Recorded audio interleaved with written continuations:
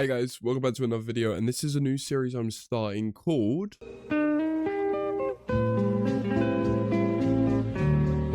and what we do in this series is basically we look at movies that have recently released or TV shows that you guys can suggest, and it can be previous ones as well that have already come out but I maybe just haven't seen. But we got a new film that's come out, so one of my favorites from my childhood, if you will, and that's FNAF 2.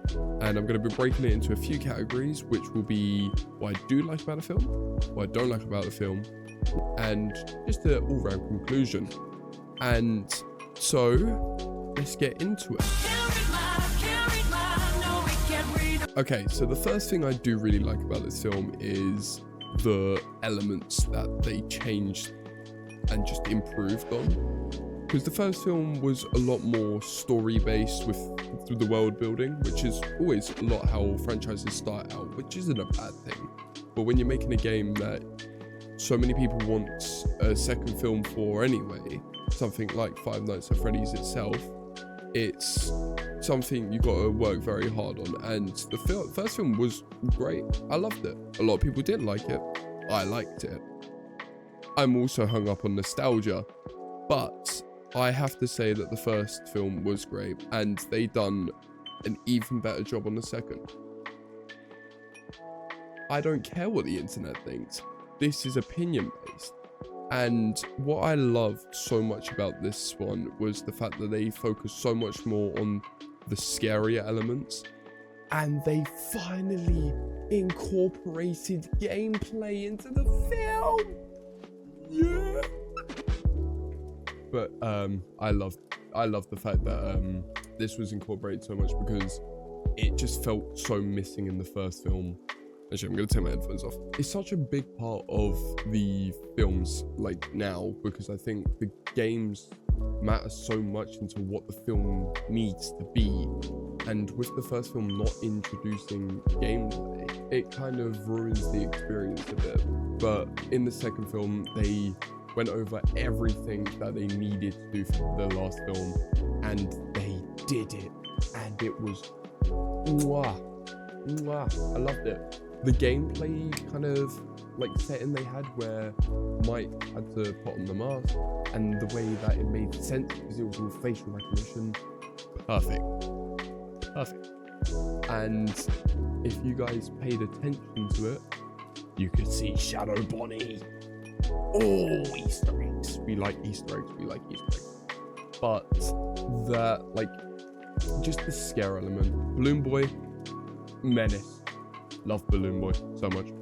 But yeah, it was just so good. But the way, like, they told the story of Charlotte, aka Charlie from FNAF 2, or the Marionette, or so many names, so many characters now.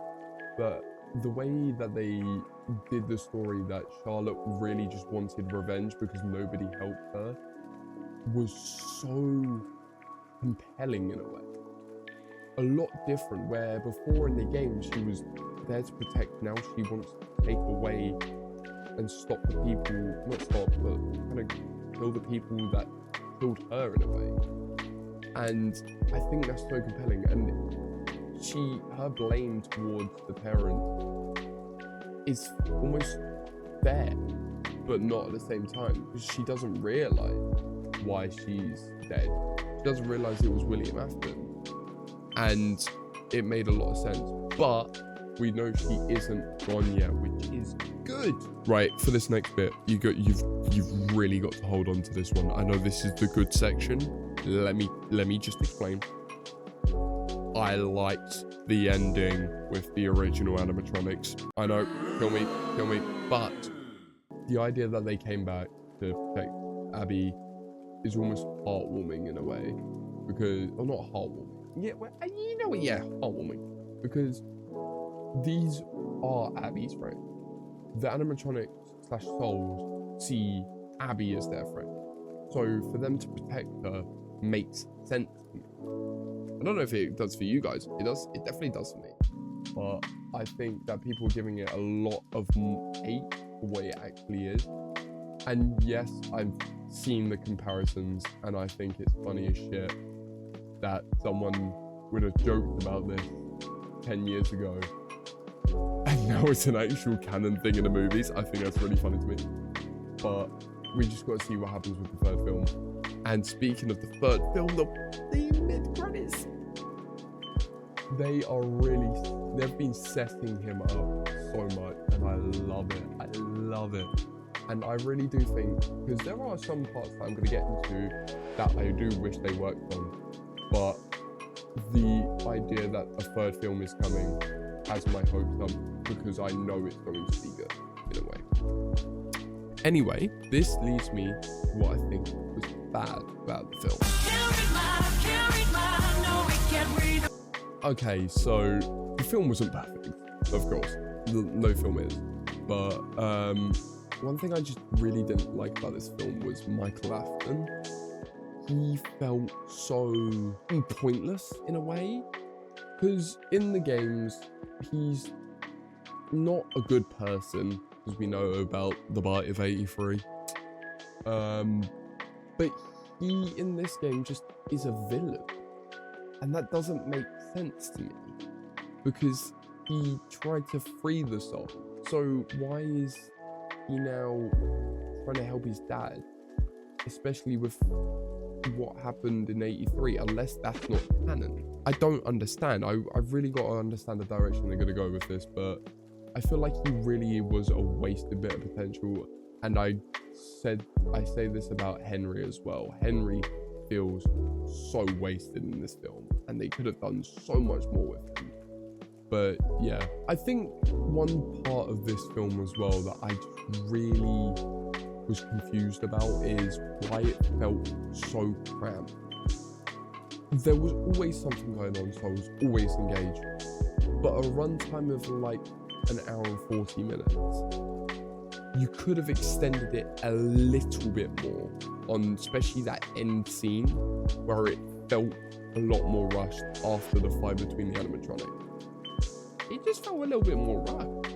I'm not gonna lie, you have a little bit more time.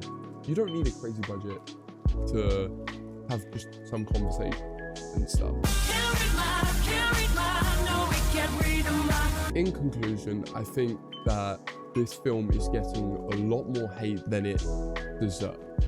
It's a good film.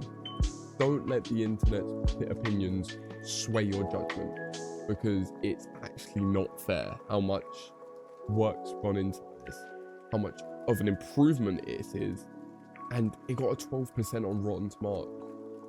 That don't make sense to me. I think the film was better than the first one, in my opinion. And I think it is one of those experiences where you can look for Easter eggs, like Circus Baby was in it. They didn't need to put that in there, but they did, because it made sense. Because Vanessa was in the closet where in her dream, and she saw Circus Baby. That's a connection to the game. That's an Easter egg. Good. And it's little things like that that really do make the games, or not the game, but the film so much better, and something they didn't overdo, which is good. Like, they had, correct me if I'm wrong, but I saw two main Easter eggs, and that was Circus Baby and Shadow Bonnie. Those were the two main Easter eggs. But I love the fact that Golden Freddy at the end gave the warning, and I'm so happy the originals moved on. I'm really happy with that, actually. It just feels like, but the only issue I do find with that is why they decided to only move on then. I guess, actually no, I'm just going to answer my own question here. It's because they left the thing, so they were deactivating and stuff, and they were like, okay, we can't find a body, time to move on. And it was a great place to leave off the original characters for what is set up for the next film.